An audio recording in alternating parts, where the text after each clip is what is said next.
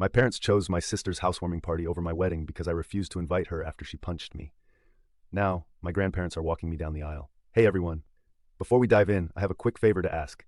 If you enjoy content like this, please hit the subscribe button. It's free, supports the channel, and ensures you never miss out on amazing videos. Alright, let's get started. For a very long time, I have always known that my parents loved my older sister Vicky more than me. She was the planned child, while I was the result of an accidental pregnancy just 10 months later. They probably didn't even want me, but decided to keep the pregnancy anyway. My mother's parents had passed away before I was even born, but my dad's parents were very much alive, so they took on a significant role in my upbringing. Grandma and Grandpa were the constant in my life, providing the love and support that I often felt lacking from my own parents. I remember so many instances when my parents would leave me behind with my grandparents and only take my sister for trips. When I was young, I didn't mind because it was fun living with my grandparents. But as I started to grow up, like when I was 6 or 7 years old, I realized just how unfair this was. But my problem wasn't just with my parents. It was also with my sister, Vicky. While I harbored no ill will toward Vicky, I couldn't help but feel like an unwanted addition to the family. She knew that as well and made me feel like a stranger every day in my own home. She would always compete with me for everything, be it about grades, attention from our parents, or even the smallest accomplishments. It felt like a constant battle for validation, and I was always on the losing end because my parents preferred her. Always. As a result, I would feel really inferior, and we never quite saw eye to eye. Our relationship seemed more like a perpetual contest, with her consistently coming out on top. On one occasion, she wanted to be friends with a group of girls, but because she was nerdy, she was afraid to approach them. One of the girls and I had art classes together, so she introduced me to the rest of the group, and we all would hang out together. Vicky was so jealous of this that she made my parents talk to me about including her also whenever I was hanging out with them. I tried to fight, but my mother called me selfish, while my dad said she was my sister and I should look after her. Begrudgingly, I agreed and introduced Vicky to the rest of the girls. Now, Vicky doesn't really have a lot of friends, so she can come off as overenthusiastic. She would constantly try to impress the girls in our group, often coming across as intrusive. Despite her efforts, she struggled to find her place among them, and the awkward tension between Vicky and the other girls was always palpable. For example, one of the girls had a crush on a guy, so Vicky took it upon herself to approach the guy and let him know that the girl liked him. He laughed because he was not interested and told everyone about it, which embarrassed the girl. After this, the girls told me very firmly that they didn't want me to bring Vicky with me to our hangouts, so I agreed. However, Vicky wasn't having it. She threw a tantrum when she found out that the girls wanted nothing to do with her and went to our parents, insisting that I should not hang out with these mean girls either, since I was her sister and I should stand up for her. I refused and told her that it was her own fault that they didn't want to be friends with her. But my parents, as usual, supported her. They lectured me about how Vicky had no ill intentions and that I should try to convince the girls to forgive Vicky, but that if they didn't, then I should cut them off also. I refused and put my foot down. I liked hanging out with them, and unlike Vicky, I wasn't going to jeopardize my friendship in any way. I told my parents that I had enough, and it wasn't up to me to find friends for Vicky. My parents were pissed and gave me the silent treatment for weeks, but I'm glad I stuck to my guns. This group of girls has continued to be my friends till today, and are basically like my sisters. I have cried with them, laughed with them, and shared some of the most meaningful moments of my life. However, at that time, it was really hard for me to stand firm in my decision. There were moments when doubt crept in, when I questioned whether I had made the right choice in prioritizing my own happiness over what they wanted. This was not the only reason Vicky grew to hate me. There was also another incident of a boy she had a crush on. I had no idea about him. He and I would sit together for some classes because we were friends. He tried to ask me out for junior prom, but I declined politely since I was already going with someone I liked. Later, when Vicky found out, she made a hue and cry about it, telling my parents how I always take things she wants and that I was knowingly flirting with a guy for months. She called me a bunch of nasty words which no one should say to their own sister, and told my parents how she wished I was not her sister. My mother sided with her, telling me how it was wrong of me and that as a sister I should respect girls' code. I tried telling them that I wasn't even interested in the guy and had declined his invitation, so she was free to ask him if she wanted, but Vicky refused to let it go. Looking back, I think she knew the guy would have rejected her anyway, so she just wanted to take her frustration out on me since he asked me instead of her. Once, my dad took me out for ice cream, telling me that he wanted to spend some father-daughter time with me. Now this never happened, so I was really pleased. However, he started asking me a bunch of questions like if me and my boyfriend were being careful, if my boyfriend came from a good family, or if my boyfriend and I ever did drugs. I was taken aback by his line of questioning and asked him what he meant by all this. This is when my dad revealed that Vicky had been making up stories and telling my parents for months that I was doing drugs and drinking alcohol with my boyfriend. This was a complete lie, and I showed my dad my phone for him to verify that Vicky was lying. Later, when my dad confronted her about all the lies, she tried to justify that no one our age just hangs out with a guy and that I was hiding things from everyone. I was so pissed that I yelled at her for trying to make unnecessary drama and told her that it wasn't my fault that she had no one to date, but that she needed to keep her nose out of my business. Vicky didn't like it and punched me. This happened out of nowhere since she had never been physically violent before. My nose started bleeding as I fell down on the ground, clutching my face in pain. My parents rushed me to the emergency room, and all the while they were pleading with me to not file a police complaint against Vicky. They kept saying how it would ruin her life. While I was sitting in the back seat clutching my face, Vicky didn't even care, nor did she apologize. Later, when the nurse asked me about the incident, I told her the truth, and she called CPS. My parents were furious with me for involving CPS, viewing it as a betrayal of family loyalty. In their eyes, Vicky's actions were dismissed as a mere accident, an isolated incident that should not warrant such drastic intervention. They pleaded with the authorities, insisting that Vicky was not a danger to me and that her actions were out of character. In the end, Vicky was let go, but they warned my parents that they would keep a close eye on our situation in case any other accidents happened with me. As you can imagine, Vicky was really shaken up, and so were my parents. Later, my parents told me that they were disappointed in me for trying to ruin my sister's life. My mother started to cry and told me how I was tearing the family apart by involving outsiders. My father's disappointment was palpable, his words heavy with reproach as he questioned my decision to escalate the situation. I told them firmly that I wanted Vicky out of my life, and they agreed. I did feel guilty involving the authorities, but for the first time, I felt safer at my own house once Vicky had been formally warned. My parents had a separate conversation with her, and since that day, she stopped talking to me altogether. I very much preferred this over her constantly hovering around me or trying to insert herself into my life. When my grandparents found out about this incident, they asked me to pack my bags so I could live with them for the remainder of high school. They informed my parents, who did not protest much, so I left to live with my grandparents. Unlike my parents' place, I felt safe and loved here. The remaining days of high school went well, and I made lasting memories with my friends. My parents never once visited me or called me throughout all that time. I knew they were happy with their beloved daughter, so I never tried to contact them, even though it hurt me that they could so easily discard me like I was nothing. When I was graduating high school, my parents only showed up to cheer for Vicky. They didn't even congratulate me or approach me, and it felt like I was just a stranger to them. However, my grandparents were there and scolded my parents for being so blatantly obvious about their favoritism. I don't know what my grandfather told them, but my dad later approached me awkwardly and congratulated me. Later, I found out that I was accepted into a good college with a full scholarship. I was so happy about it because I was dreading asking my parents for any financial help. I informed my grandparents about this, and they offered to take me out to a nice restaurant for dinner. After dinner, my grandmother posted pictures of me on her Facebook account, writing a long caption about how proud she was of me for being such an exceptional student. Our relatives soon found out about it and chimed in, congratulating me. I guess some of them might have reached out to my parents, who had no idea about all this. Instead of feeling happy about it, my mother called to tell me the next day that Vicky had locked herself in her room, crying because she had not been accepted yet by any college, and that I was knowingly trying to make my sister feel bad about her grades by talking to all our relatives. She told me how this was all my fault, because Vicky was apparently depressed after the CPS incident, and I had pushed her into bad grades. I was so unbelievably heartbroken that my own mother could blame me for such a thing that it was the last time I ever talked with her. For a very long time, my grandparents helped me move into my college dorm.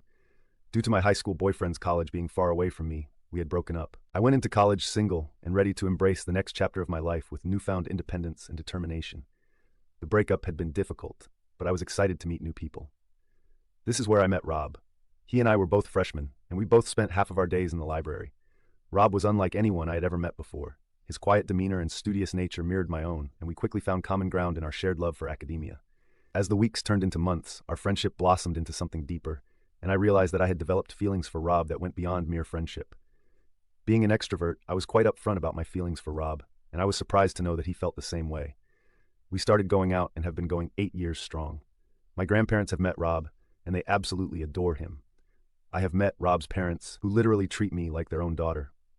On occasions, Rob's mother has even confessed to me how she had always wanted a daughter, so she is glad that Rob met a wonderful person like me. To be honest, this is the first time I've been surrounded by family members who like me and don't actually resent me. I have told Rob stories of my childhood growing up, and he listens to me with empathy and understanding. Throughout these last 8 years, my parents have hardly contacted me except to send me an occasional birthday text, if they remembered. But that is it. Recently, Rob and I got engaged. He proposed to me while we were trekking to our usual spot to watch the sunrise, and it was a dreamy proposal. It was so sweet how nervous he was to pop the question to me, and I had no doubts in my mind when I accepted the proposal. I posted pictures of my engagement on my Instagram and also informed my grandparents about this. They were so happy for me and congratulated us on our future. I guess the news must have spread because my parents called me out of the blue to congratulate me as well. I thought it was just a casual conversation, since we had not talked for years. They asked me about my life, my job, and my apartment before my dad asked straightforwardly if he could walk me down the aisle. I was taken aback by the sudden question, since just a few moments ago he didn't even have an idea about which company I worked in. I told him that I had not thought about it yet, and my dad told me how it would be embarrassing if I didn't ask him and others would question us about it, so it's better if he walked me down the aisle. I scoffed and told my parents that I didn't even know if I was going to be inviting them to my wedding, since we had not been in contact. But this pissed my parents off. My mother started to tell me how disappointed she was by my response, emphasizing the importance of family and tradition. She went on to tell me how they would always be my parents no matter what, and that I should let bygones be bygones. Part of me was tempted to listen to my parents and accept my dad's offer because I did want our relationship to be mended. But another part of me hesitated, weary of opening myself up to potential disappointment and hurt again. However, I was going to be entering a new chapter of my life in a few months, so I told my dad that he could walk me down the aisle, and he seemed overjoyed.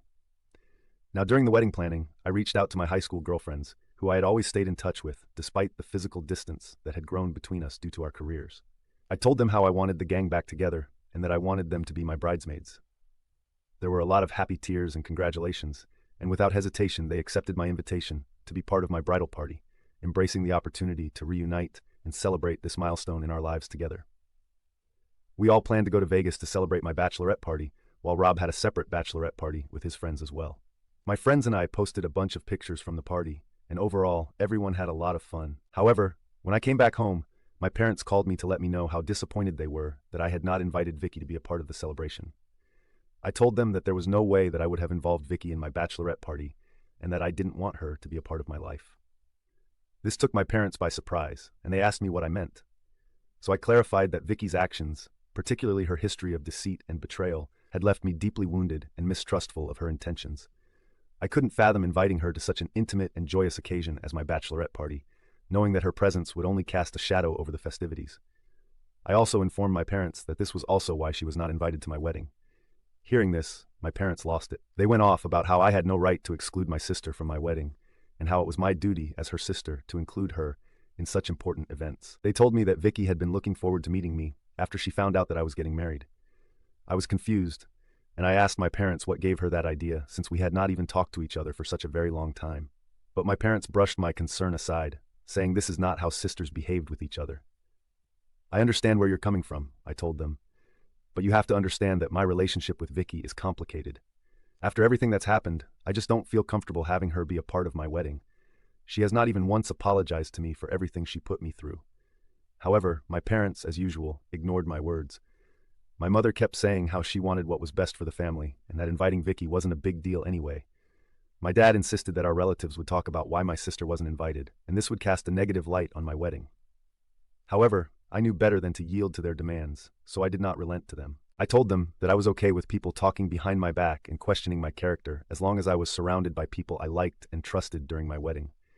My mother then asked if my fiancé would be okay with this, and went on to tell me how my in-laws were going to judge me for being so unbelievably cruel as to exclude my own sister from my wedding. I laughed and informed my parents that my fiancé and in-laws knew about my family dynamics, and none of them would even care if Vicky was present or not. They urged me to reconsider, emphasizing the importance of family unity and forgiveness, but I remained steadfast in my resolve, unwilling to compromise my own sense of well-being for the sake of appeasing others. In the end, we agreed to disagree, each of us holding on to our own perspectives, and my parents told me how they needed to think things over, and we ended our conversation there. I did inform my grandparents about this, as I felt a bit guilty for standing up to my parents, and they completely had my back. My grandparents told me that I should not force myself to invite anyone I didn't want there, and that my parents were, as usual, trying to guilt-trip me. Since this conversation, I've been feeling a bit better about my decision and got distracted with my wedding planning, since my wedding is fast approaching. Last week, my dad called me to let me know that he had thought long and hard and that he and Mom would no longer be attending the wedding. Before I could even react, he went on to say that this also meant that he would not be walking me down the aisle. I asked him if there was a specific reason why, and he informed me that Vicky was going to be moving to a new place soon, which my parents had helped her find, And since I was going to be excluding her from the wedding, she had decided to host a housewarming party that same day, so they would be attending that instead of my wedding. I felt a mix of shock and disbelief wash over me as I processed my father's words. The realization that my own sister's house party took precedence over my wedding was a bitter pill to swallow, exacerbating the sense of hurt and betrayal that I had always felt for years. I simply told him that I understood and I hung up the call.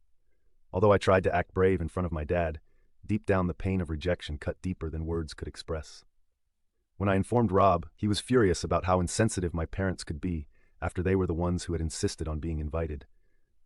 He was the one who gave me the idea that I should ask my grandfather, since he and his grandmother were basically there in my life more than my parents.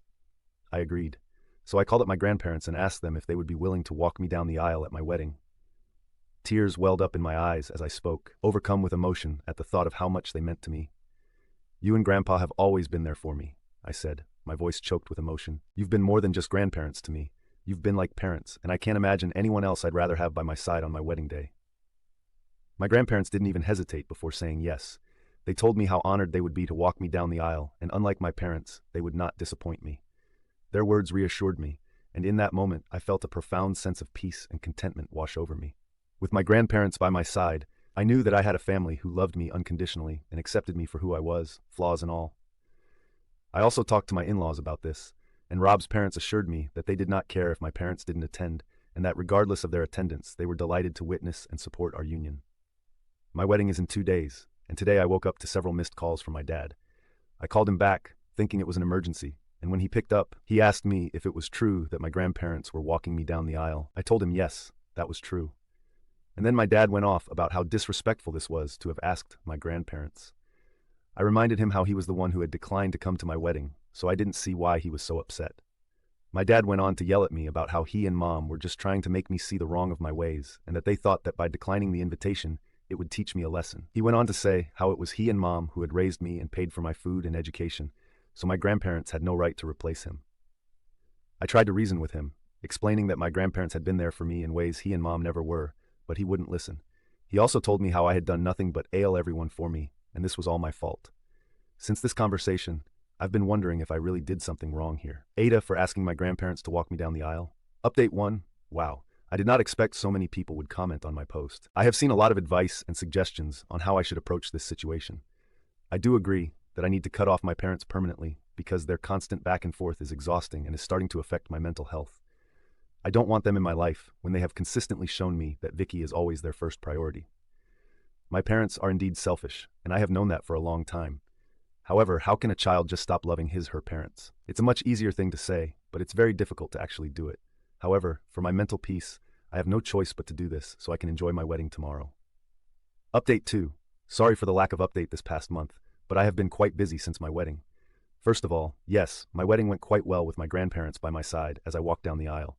Despite the absence of my parents, I felt a deep sense of joy as I exchanged vows with Rob, committing to spend the rest of our lives together. My girlfriends and I danced the night away, and I can't begin to describe how important it is to stay in touch with your childhood friends no matter what, because sometimes they are your chosen family. During the reception, I did feel a twinge of sadness at the realization that my parents were not there to share in this special moment, especially as I watched Rob's parents and cousins giving speeches to him. However, I took solace in the knowledge that I had made the right decision for myself, prioritizing my own well-being and happiness. Some of my girlfriends did give speeches, sharing memories of our experiences and the bond that had carried us through both good times and bad. In the days following the wedding, Rob and I went for our honeymoon, which his parents had paid for as a wedding gift. I spent all my days just lazing around and enjoying myself with my husband. I feel so giddy every time I look at Rob and realize that he is married to me now. As I had mentioned earlier, I did cut off my parents by blocking them from everywhere. I didn't bother sending them an explanation because, very frankly, they don't even deserve one. I have no idea whether Vicky actually had a housewarming the day of my wedding, or if it was just an excuse for my parents to not attend, but at this point, I don't care. I wish nothing but the best for them and their beloved daughter. Update 3. So I was not going to update anything further since my last update, but something just unexpected happened, and I thought y'all deserved to know. I haven't checked my email in the past month because I was busy with my wedding and honeymoon, but today, as I was sorting through the emails, I found an email from Vicky. I don't even know how she found out my email address, and I was completely taken aback. I hesitated over whether to open her mail or simply delete it unread, but curiosity got the better of me, so I clicked on the email. Inside was a lengthy message from Vicky expressing her regret over our strained relationship and her desire to reconcile. She acknowledged the mistakes she had made in the past, admitting that she had been selfish and immature. Vicky apologized for the pain she had caused me over the years and expressed a genuine desire to make amends. She went on to write how she feels happy for me now that I am married and that she wishes me nothing but the best. She ended the email pleading that I should not punish my parents by cutting them off and that they missed me. Reading her words, I felt a mix of emotions, surprise and skepticism. Part of me wants to believe that Vicky has truly changed, that she is sincere in her apology and willing to work towards repairing our relationship. But another part of me remains guarded because this seems too good to be true. However, regardless of what she has written, I know for sure my parents don't miss me, because if they had, they would not have treated me this way all these years. I thought about sending a reply back to her, but then I decided against it. After all, forgiveness isn't something to be rushed. It is a process that requires time and reflection. And while I am not sure if I am ready to forgive Vicky, I don't want to completely burn the bridge either, since she is the one who has apologized to me for her actions. To be honest, after my marriage, I no longer feel alone. I have learned to recognize that I have my loving husband by my side, supportive friends, and the unwavering love of my grandparents. And with their support, I know that I can navigate whatever challenges lay ahead without ever needing Vicky or my parents in my life. I have also looked into it and have found a good therapist with whom I have booked my first appointment. I have taken this step so I can address and resolve any wounds from my past and heal from them.